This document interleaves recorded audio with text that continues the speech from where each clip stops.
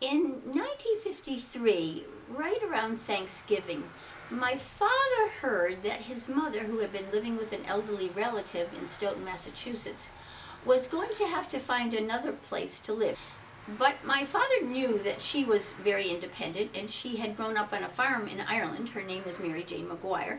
And my father and mother also were looking for a summer home in South County. So they sped up their search, and they found this place, and they bought it in a hurry.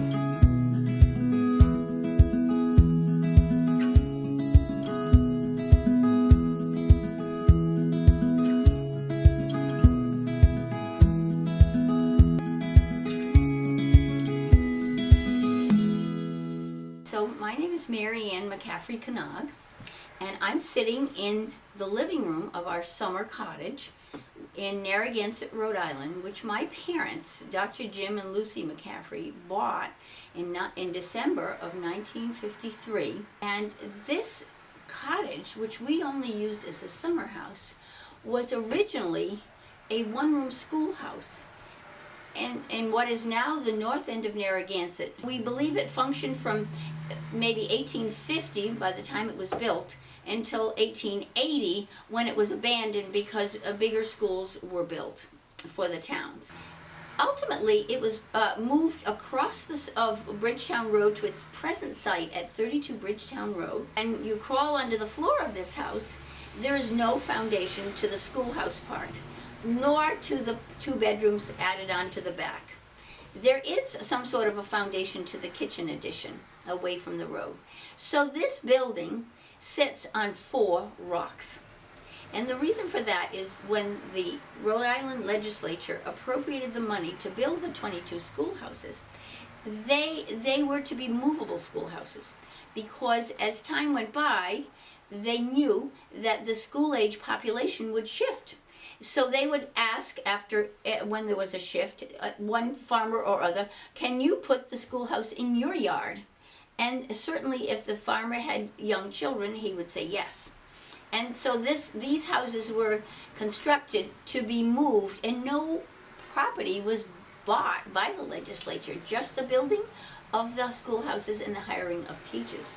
So what was once a one-room schoolhouse became a living dining area in the front with a chimney added and a fireplace, a bathroom, and a very small combination closet bedroom, and then 2 bedrooms added on like in a salt box fashion if you look at it from the outside, and a kitchen, and that's it. One of my very first memory of Avalon was that in our city house in Providence, our parents asked us to sit down in the living room, and we each had a college fund with some money in it. And they needed ready cash to buy all the furniture so my grandmother could move right in.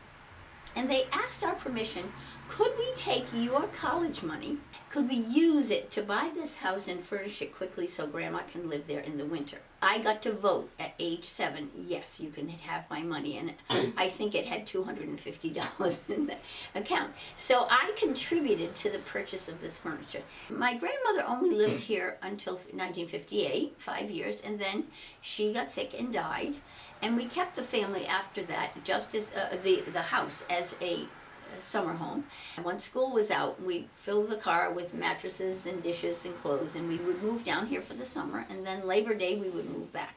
And that went on through my entire childhood. So today is July 14th, 2017. I'm not 7 years old, I'm 71. So, and Avalon looks very much like it used to look. What do we use it for now?